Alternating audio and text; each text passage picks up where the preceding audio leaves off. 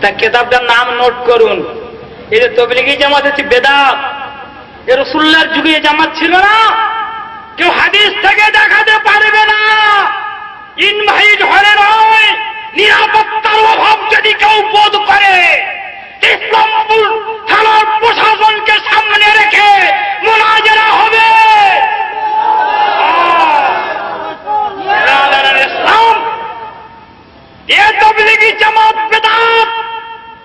রাসূলুল্লাহর যুগে এই জামাত ছিল না, সিদ্দিকের যুগে ছিল না, ফারুকের যুগে ছিল না, সাহাবাদের পিরিয়ডে ছিল না, আবু হানিফা রাহমাতুল্লাহ আলাইহির পিরিয়ডে ছিল না, সরকারে বাগদাদের পিরিয়ডে ছিল না, খাজা আজমিরী রাহমাতুল্লাহ আলাইহির পিরিয়ডে ছিল না।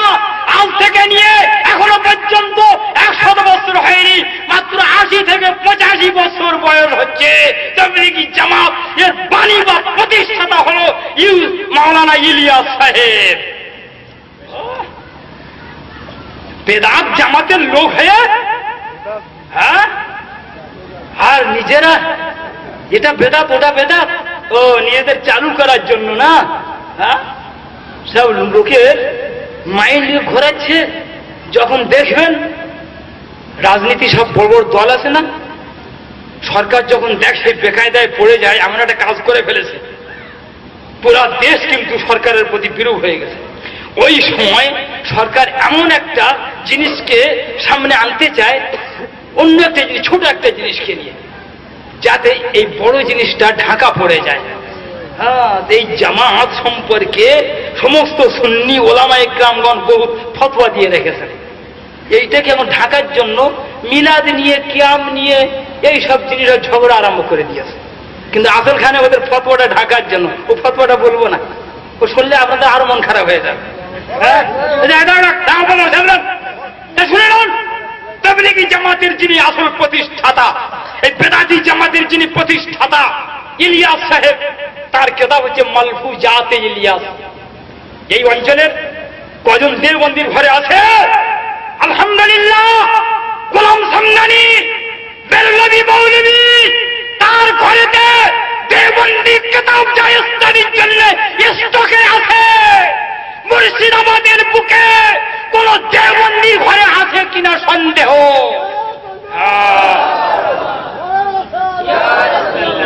মালফুজাতে ইলিয়াস, এই কিতাবখানা খুলে পড়ুন। সেখানে ইলিয়াস সাহেব পরামর্শ দিচ্ছেন, যদি তোমরা মসজিদে গিয়ে নামাজ আরম্ভ করে দাও আর আলী রাদিয়াল্লাহু আনহু নামাজের কথা মনে রাখুন, তবে তো কম্পেয়ার করতে পারবেন। দুটো নামাজের মধ্যে টালি করতে গেলে ওটা ভুললে হবে না। তো ইলিয়াস সাহেব আসল লোকটা পরামর্শ দিচ্ছে তবলিগি জামাতের সাধারণ লোকদের। কি বলছে? মসজিদে গিয়ে যদি তোমরা নামাজ আরম্ভ করে দাও, তারপরে যদি কোনো নতুন লোক মসজিদে চলে আসে, আর যদি তোমরা নামাজ পড়তে পড়তে মনে করো যে আমাদের নামাজ শেষ হওয়া পর্যন্ত লোকটা থাকবে না, চলে যাবে, তাহলে তোমরা নামাজটা ভেঙে দিয়ে লোকটার সঙ্গে দুটো দিনের কথা বলে নাও। হায় হায় হায় হায় হায় হায়। হ্যাঁ, আরে তাহলে তবলিগি জামাতের নামাজ কি আর সেরে খোদার নামাজ কি? এই যে কথা বললাম, ছেলেরা তো আজকাল সবাই মোবাইল নিয়ে সব ফিট করে রেখেছে, কালকের মিথ্যা কথা বলতে পারবো না। দৌলতপুরের লোকে জিজ্ঞাসা করেছি, আগো মারপিট করেছে কেন? শেষে তো এসেছ গোলামের কাছে। আমি তো গোলাম, সামনানির গোলাম, মুর্শিদাবাদের মানুষের গোলামি করি না। তার কাছে শেষে এসেছ, মারপিট হয়েছে কেন? বলে আমাদের ইমাম সাহেব বলেছে কিয়াম করা গুনাহের কাজ। আমি যাও, মুনাজারা শেষ হয়ে গেছে। যদি এই কথা যদি লিখিয়ে আনতে পারো, তাহলে আমি মুনাজারা ডেট দিয়ে দিব।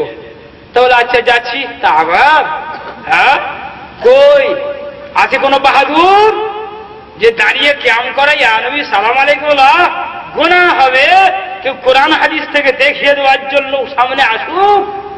তো আমি তো বলবো, বলছি এখন আর আসছে না, বললাম ওতে সই করছে না। এলো তাহলে খুবই হলো কথা বললেন। মানুষ যখন জিদে পড়ে যায়, ও তখন জাহান্নামকে পছন্দ করে নেয়। ইবলিস শয়তান 1000 বছর পরে পরে আল্লাহ পাক ওকে জাহান্নাম থেকে বের করে। এটা তাফসীরে রুহুল বায়ানেতে আছে। আর আদম আলাইহিস সালাতু ওয়াস সালামকে জান্নাত থেকে বের করবেন করে বলেন, ওয়াসজুদুলি আদম, ক্ষমা যদি চাস জাহান্নাম থেকে যদি বাঁচতে চাস তা আদমের সেজদা কর। তা রসুল বলছেন ফা আবা, করবে না।